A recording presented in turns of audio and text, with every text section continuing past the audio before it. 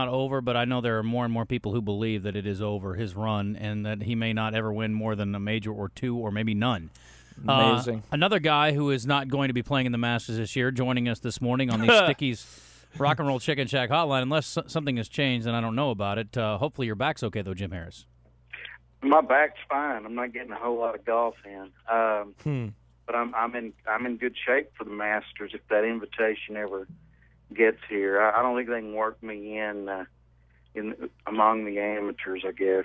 Not going to happen. The only way I'm going to get Duke's there, though, thank goodness, right? Yeah, if maybe Ken Duke's caddy broke down the week before and his next 17 options weren't available. I was going to say, maybe one of us could get a shot at it. That'd be awesome. Right. Then it gets down to Pat, you, me. Here's what I know Jay about Fox. that. I'm sure Jay Fox would get the call before us. I saw Jay Fox the other day. He always drives by when I'm doing yard work, and I don't do yard work that often. Does he ever stop and help? No, he usually heckles me. Selfish, Jay. Anyway, I know the only thing I know about caddying is when you walk with the clubs, they're supposed to be quiet, and that you don't hand the club to the guy. The guy takes the club.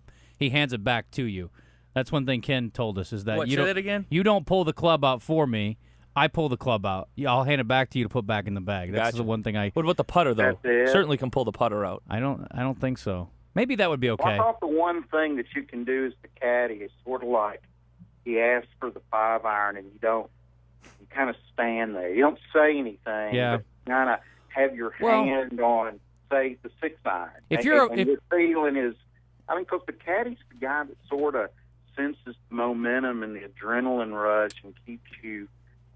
A good caddy like a Stevie Williams, keeps you. Yeah, if you're a pro jock game. like Bill Murray in Caddyshack, right? And you've caddied for the llama, a looper, pro jock. That's one thing. But if you're a slappy like us, Ken Duke's gonna look at you and go, "What are you, stupid or something? Get out of my way and let me get my 5-iron here, you idiot." If you want to keep carrying that bag, you give me. It's like 10 cups. Yeah, give me another ball. Like when Don Johnson's character wanted to lay up. No, not Don Johnson. It was said, no, Costner. Come on. Huh? Oh, that's right. Yeah, I see what you're saying. Okay. Yeah, remember when he wanted to lay up in the? I was thinking when the caddy told him, didn't want to give him another ball because he kept hitting his 3-wood into the water. No. This is when he told Don Johnson, "Man, you always lay up. Go for it. This is, I'll bet I can hit that with your 5-wood." And of course, he fires him on the spot. Yeah. And the movie just blows him. I may put that movie in tonight. Yeah, that movie's grown on me. The first couple times I saw it, I didn't like it, mostly because it wasn't quite as good as Bull Durham. But the more I've seen the average guy movie review back, did I miss something? It's a pretty good flick. Anyway, we're talking golf, Pat. Hang in there. Jim, like the love story. Let's talk some NCAA tournament. It's over, isn't it?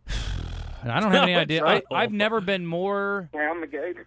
I've never been more flummoxed over the Final Four picks than I am on this. I swear to you, I have no feel for either game. Oddly enough, I'm actually going to be in position to place a wager this weekend, and I have no idea which way to go. I may not bet on the games. I have no clue. And I don't normally have a clue, but I normally think I do. In this case, I have zero idea what I would want to bet.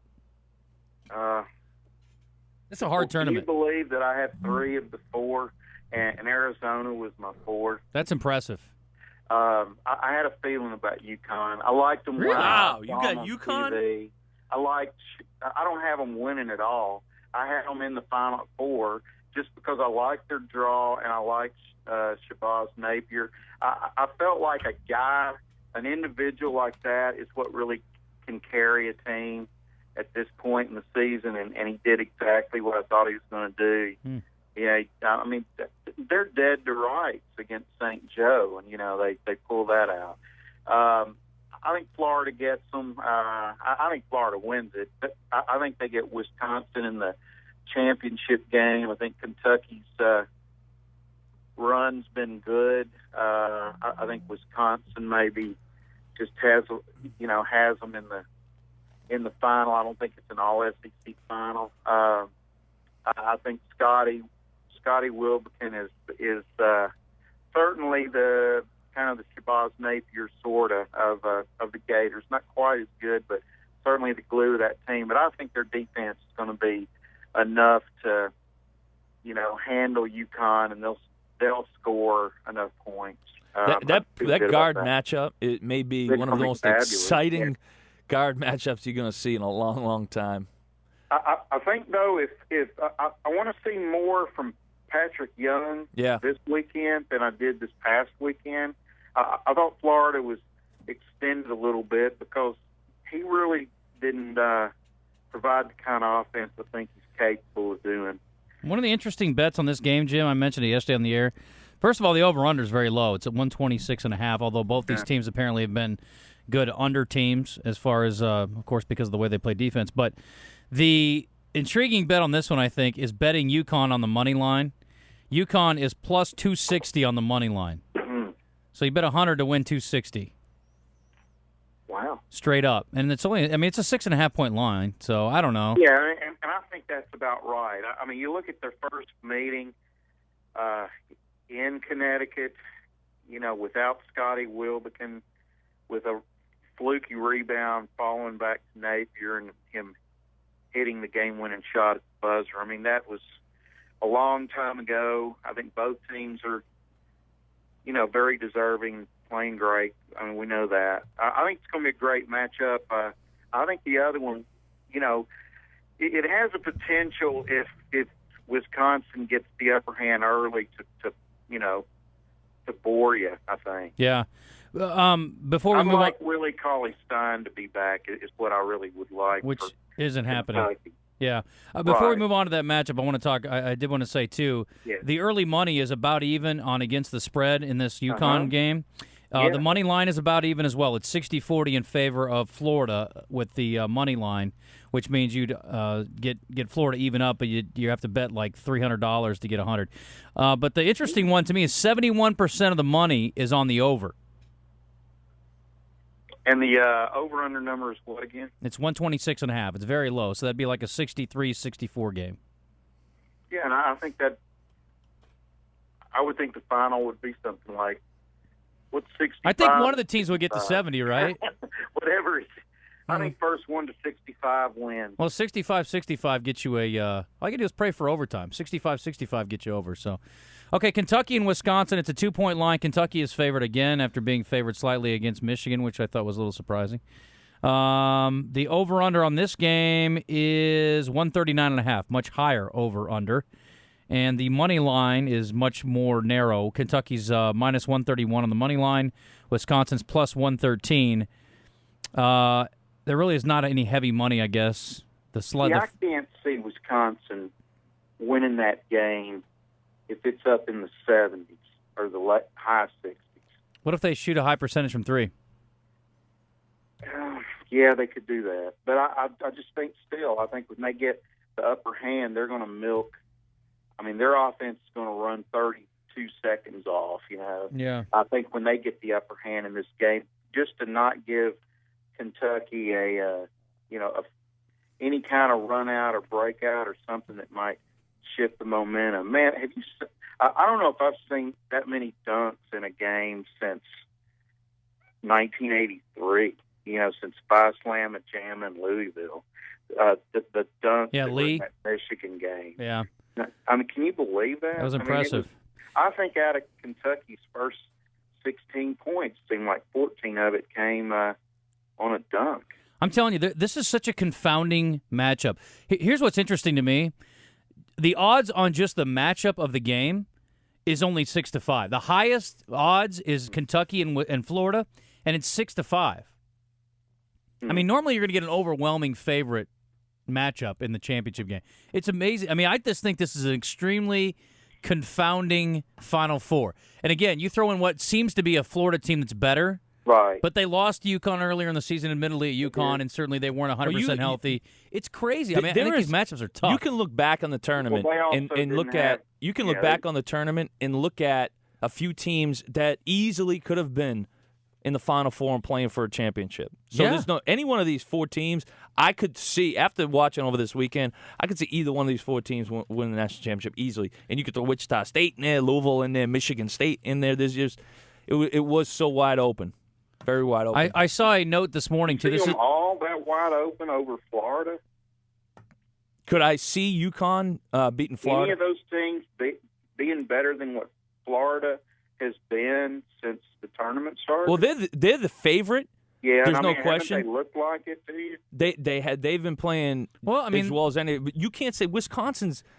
Well, they're not killing people. I mean, they won their last 2 games by 10, and their first game they didn't win impressively of the tournament. No, but I mean, they have been absolutely superior beyond anything you could imagine over the last 6 minutes of every one of their games. And you want to know why, though, Jim? And that goes back to Wilbekin. And Wilbekin has made tons of big shots. Yeah. Not saying he won't, but he's had to make tons of big shots and just time after time, just tough shots. We went through the number. Okay, I was just going to say the Dayton game. It was it not like 58-50 for about 4 of those last 6 minutes. I mean, no one scored. Yeah, we went through the numbers yesterday. Yeah. Neither team shot especially well, but they shot like 43%. I mean, they're not exactly lighting it up. Yeah, they're not lighting it up offensively. They allowed 47%, I think, from Dayton. They're not They're doing some things that would have me worried. I want to make them an obvious favorite. Initially, I'm going, they're going to win by 20 Saturday. But I have no idea. I mean, I think they could easily be beaten. It would not surprise me even a little bit. I got no feel for these games. Well, and I also think this. If Kentucky makes the final, and it's Kentucky and Florida, I mean, I'm thinking it's Florida, Wisconsin. But if it is Florida and Kentucky, I can see Kentucky getting them this time. Each game has been a little better. Yeah. You know, you had a 1-point game in Atlanta. I think the Twins have come leaps and bounds from even say when Arkansas won at Lexington. I mean, those guys have finally gelled. They're really, I mean, to me, they're the difference in Kentucky. And with every team that's in here, I mean, they've all got exceptional guards that, I mean, that's what everybody talks about with Arkansas. I mean, why isn't Arkansas back yet? I mean, you don't have exceptional guards.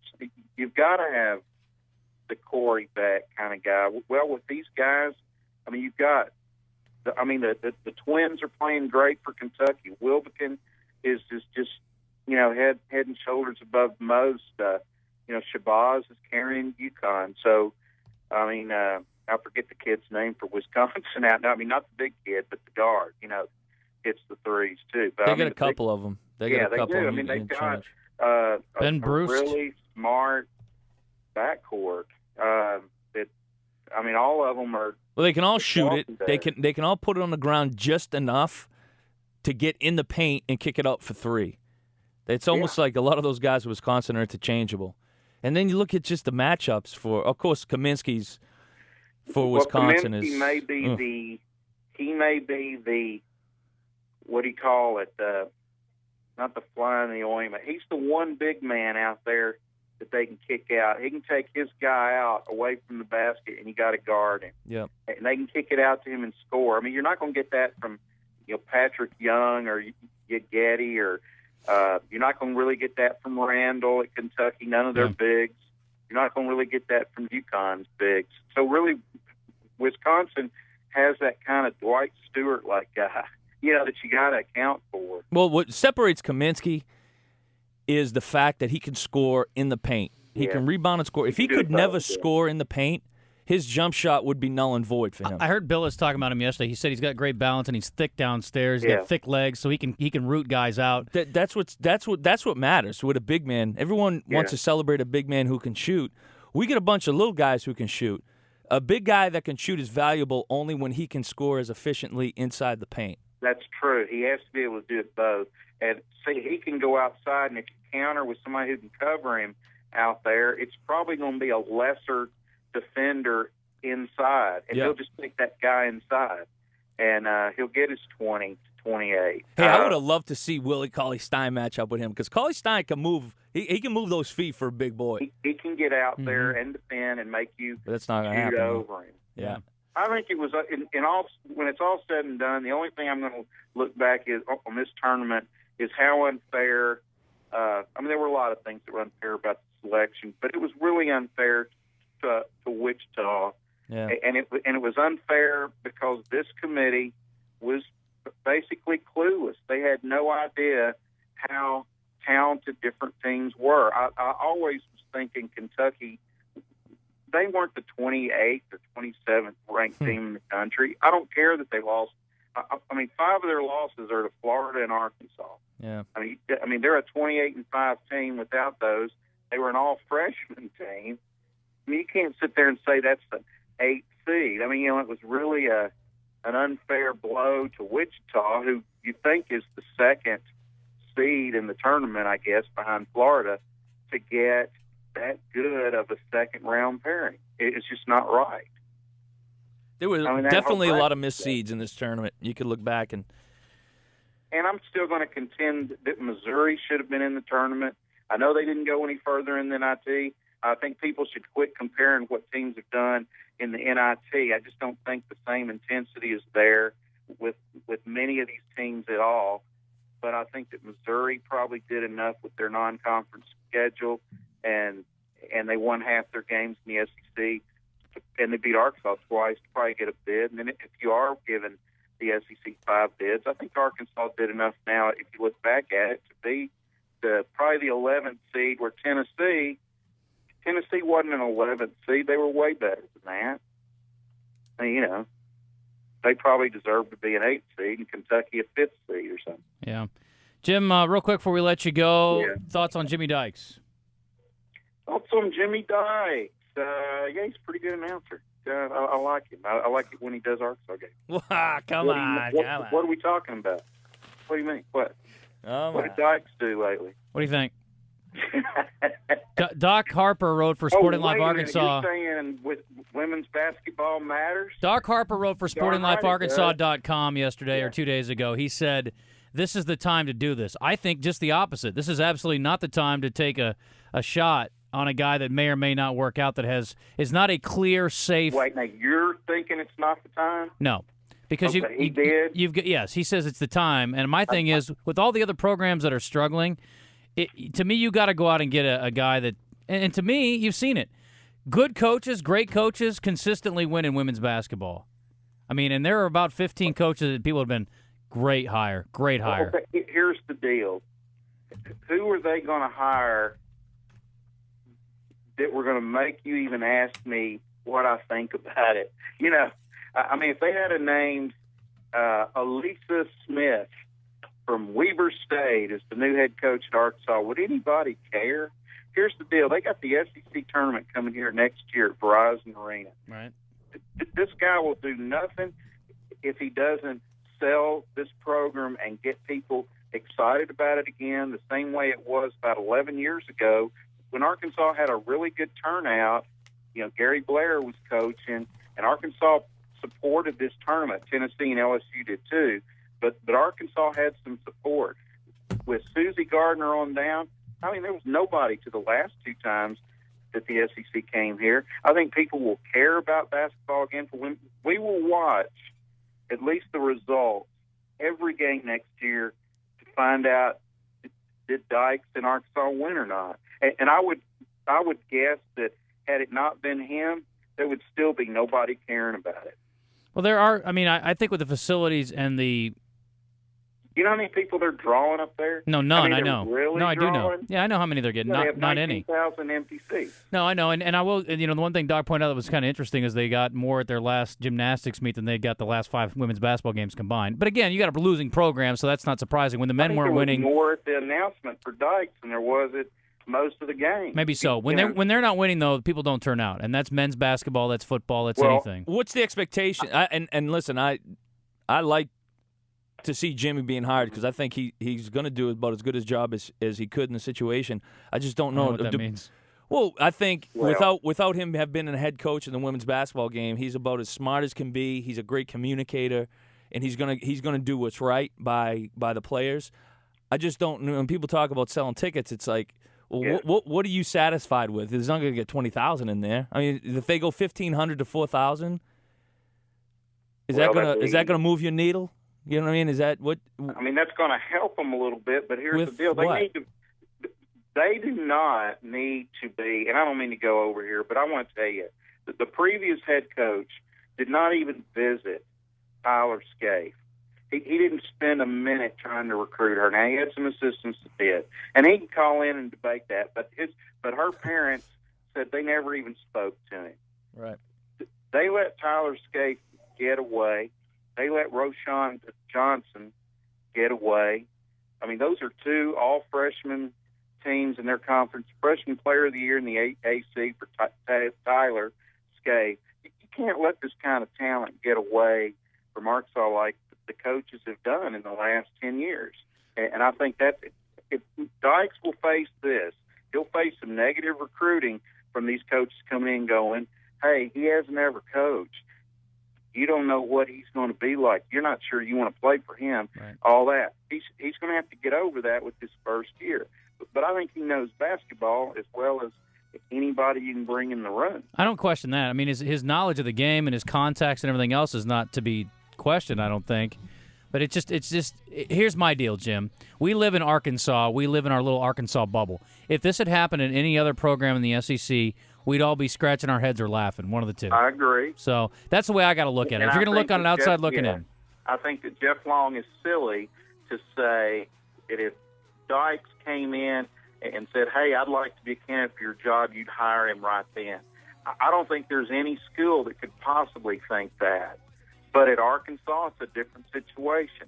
He's an Arkansas grad. He's an Arkansas guy. He will sell Arkansas. And hey, if it doesn't necessarily work out in basketball, I could see him still hanging around there and being assistant AD or possibly the next AD after long. I mean, I will say this.